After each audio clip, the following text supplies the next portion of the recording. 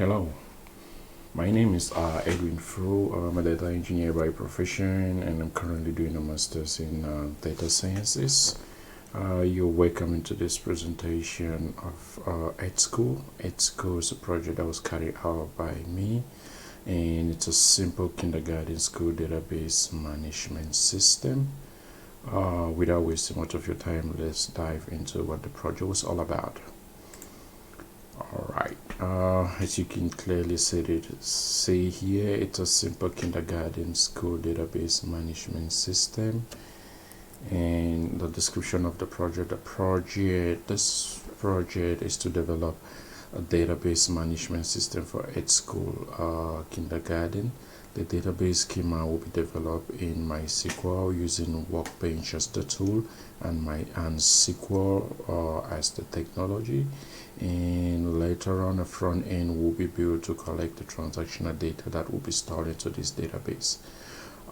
Student information, parent information, administrative information, which also concern teachers and administrators, student health record, grades, classes, attendance for students, and financial records will be collected and stored in this backend or in this database. That's a brief description of the project. And next we have to move into what were the goals of this project. The first goal of this project was to develop a database management system for a kindergarten, and that will be able to track attendance of all the students in the kindergarten and also track their health record.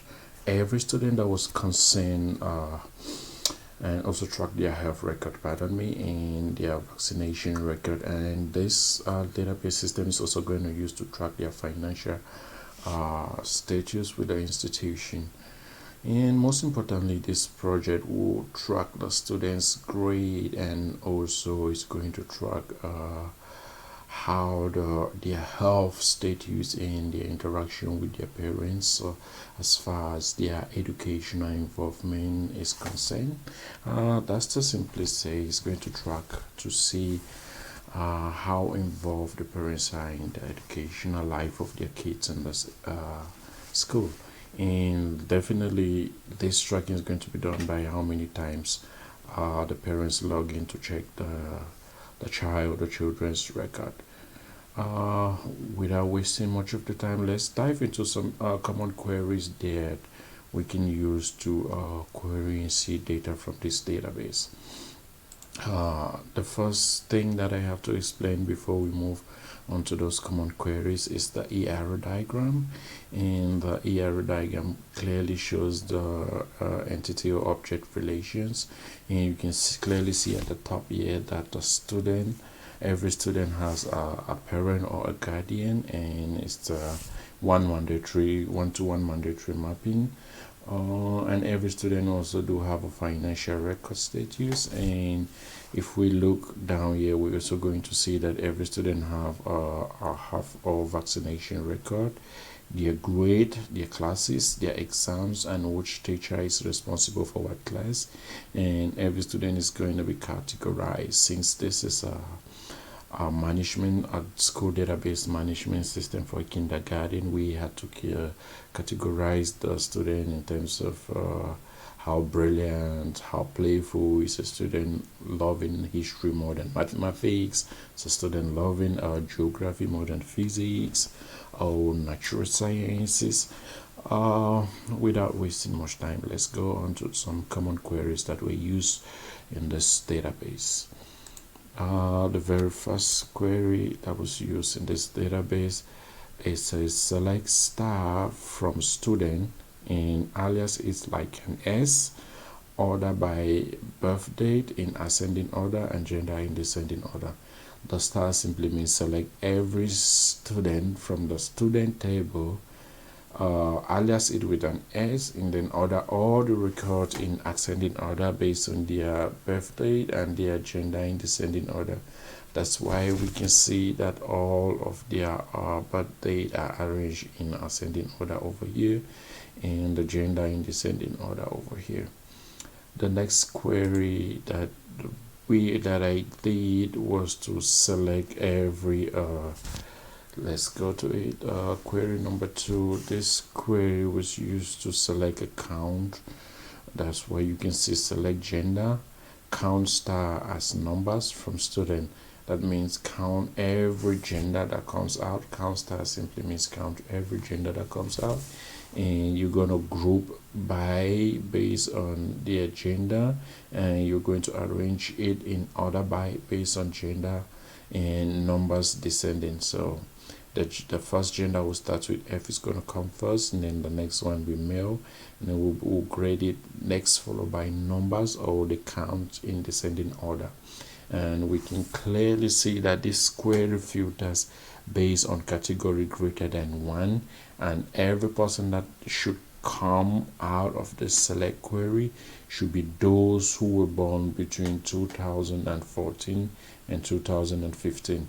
That's clearly set 1st of January 2014, 1st of January 2015. And the record clearly shows us that 6 students were born between this date, and 6 female students were born between this date, and 9 male students were born between this date. Query explanation for query 2. So just like I explained before, the gender of students who were delivered between 2014 and 2015 and has specific category, and the category must be greater than 1. And we group by the gender, and also we are ordering based on the count or the number of records that came out, which is an aggregate function. The next query that I worked in is supposed to be query number 3. It says select concat first name last name as full name, select email as email, select contact email as email from student's parent record where addresses like Texas. This simply means we are selecting data from the parents or the student's parents table, and we want to select all the parents' first name and their last name. We concatenate them, like putting them together, so we can have one unique column that is called full name. And we also want to select their email address, and all these parents must live in an address where in that address description column there should be a name like Texas. Don't take this for Texas, because the data in the database was for Texas, and we're ordering the data in based by their full names in ascending order.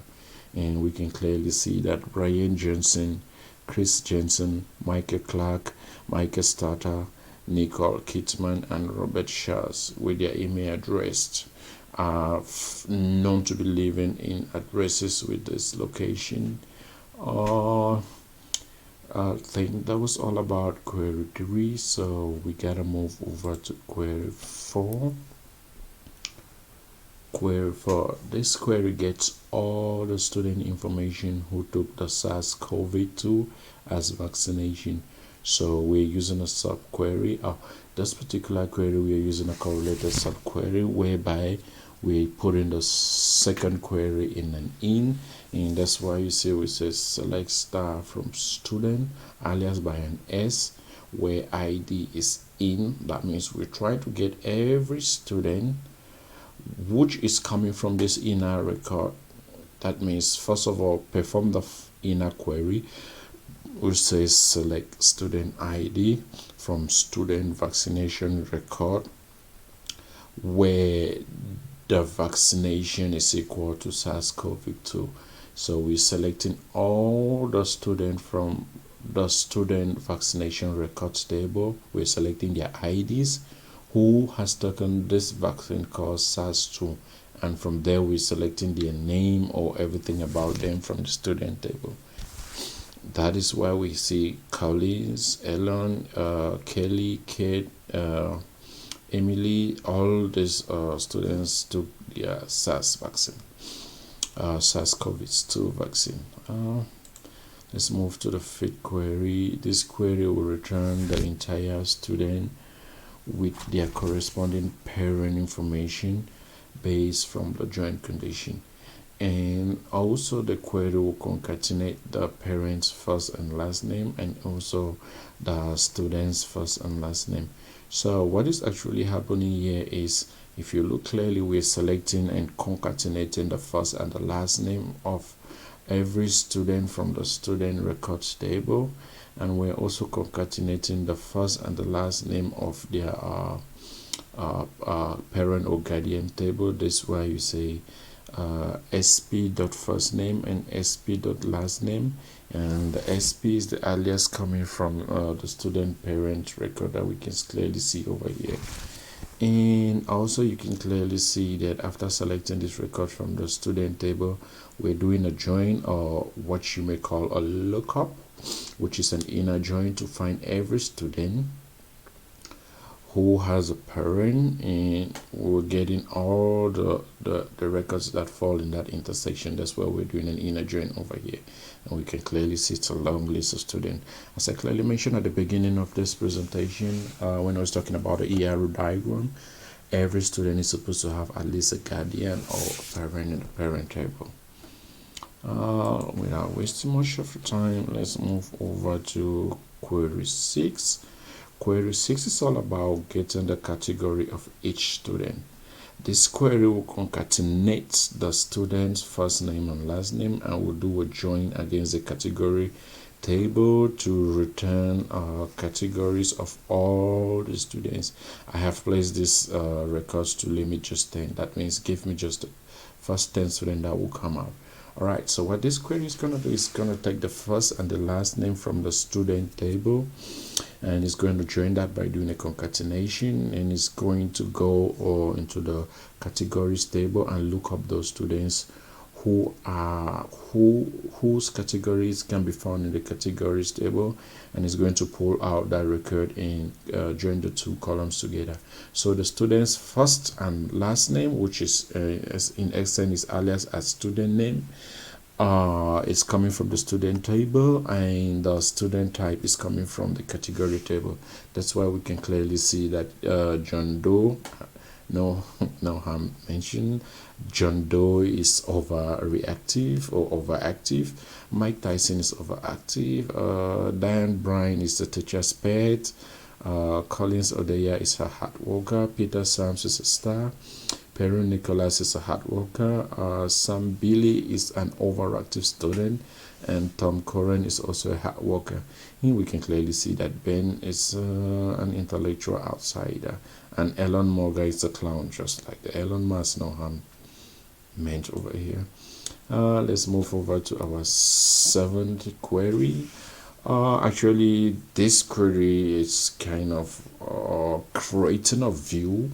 And a view is just like a part of a table, but it's not really concrete. It's just like you select a database on some few parameters and kept it somewhere, so you can easily always go back and select it. And from my experience, views are meant to increase performance of query runs. So when creating this view to find out student of Texas, or every student that live in the Texas area, and in this view I have ordered all the full names of the parents, and also the view concatenate the name and looks up their parent who live anywhere close in Texas. So it's going to go into the address column and check for the word Texas. If it finds Texas, it's going to bring it out. So that's why in this is a create view. The statement create view simply creates the view. The next thing that comes after is a view name. As immediately what comes after the as is the actual data set that is going to be stored in this particular view. Like we're saying, take select concatenate first last name as parent's last name, get their contact email as email from student parents, where addresses like Texas, and I'm also ordering the database on parents first name. So now that the view was produced, so I need to go to query 7. All right, we're right back. So this view runs successfully. As you can see in the results set, the view is okay, and if the view was created. Now we need to check if the view can return the records that we're actually asking it to save. So the next query, I was querying that view by doing a select star from the view name, which was students of Texas. So we can clearly see that Brian Jason lives in Texas, Chris Johnson, Michael Clark, Michael Slater, Nicole Kitzman, and Robert Shells. All of these guys do live in the Shells neighborhood. Oh, sorry, in the Texas neighborhood. I can't talk, I'm sorry about that. We move next to our next query, which is actually using a union.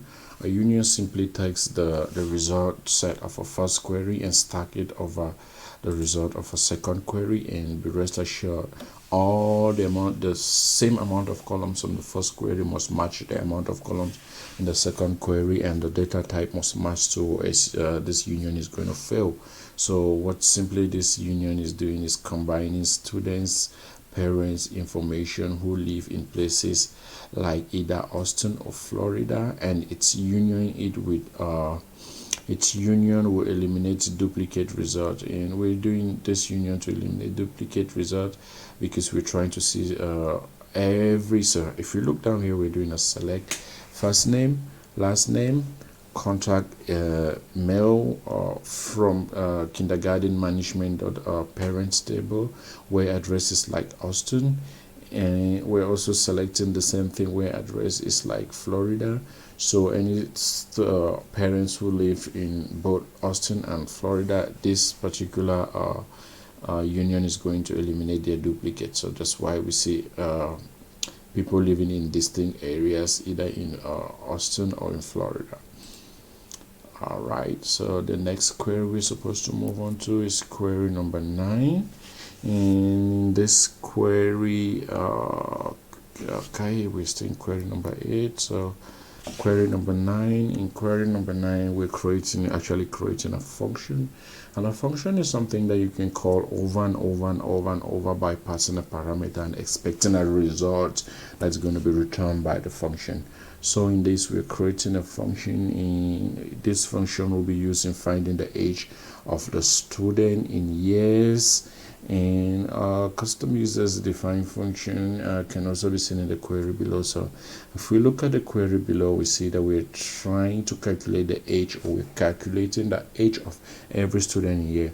I know at the beginning of this project I said it's for kindergarten, but don't look at the age and take it serious. We just wanted a concrete result. So if you see a student who is 40 or 20 years old, don't ask me, hey man, how can a student be 40 years old in his kindergarten? We just use results set that will bring up good data for us. So the first thing we do to create a function is to write the create function. Now we put in the function name, and then we open up and close a parenthesis, and inside that parenthesis we put what we want to come in, which I'm going to call it in date, and the data type was date.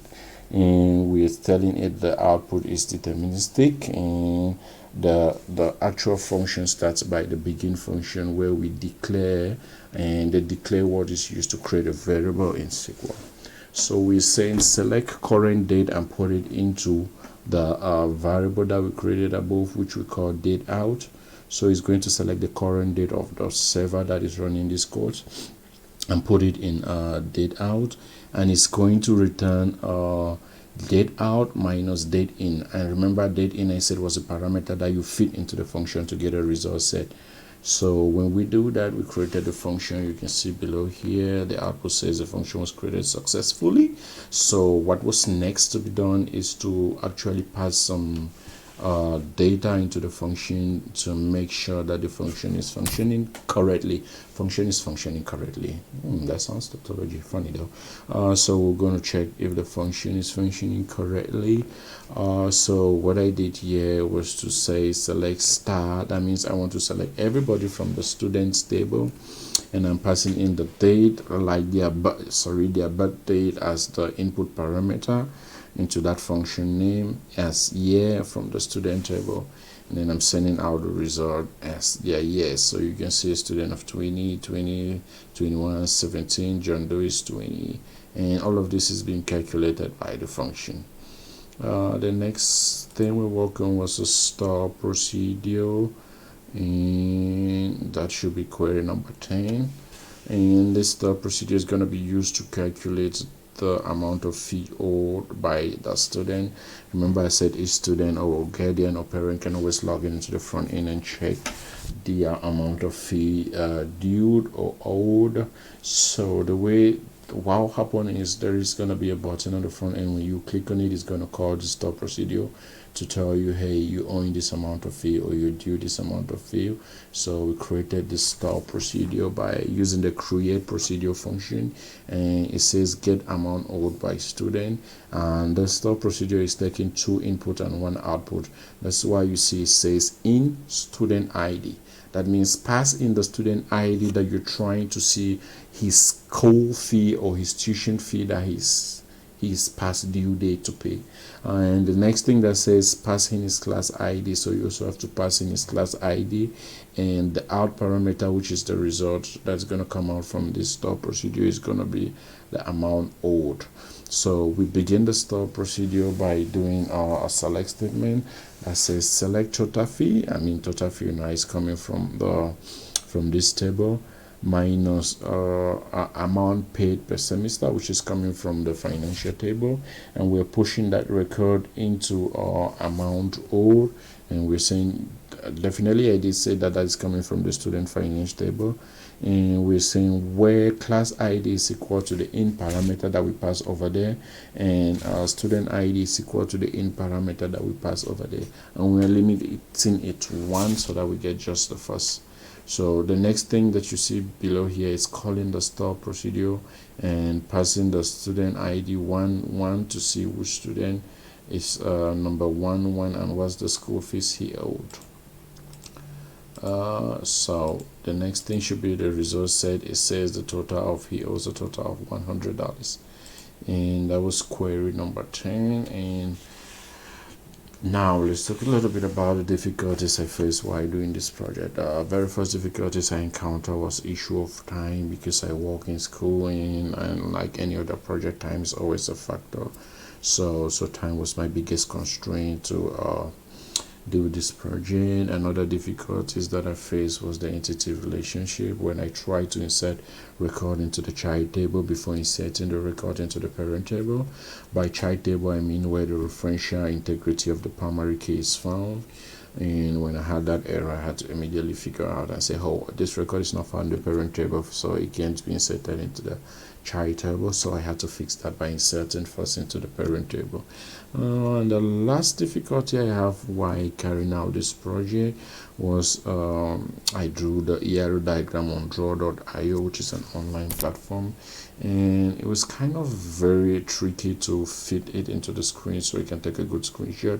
That's why when you look at the entity relation diagram at the beginning of this presentation, is looking very small, but I bet you if you maximize your screen, you're going to see it perfectly clear and perfectly well, and all the relationships are clearly shown on that diagram.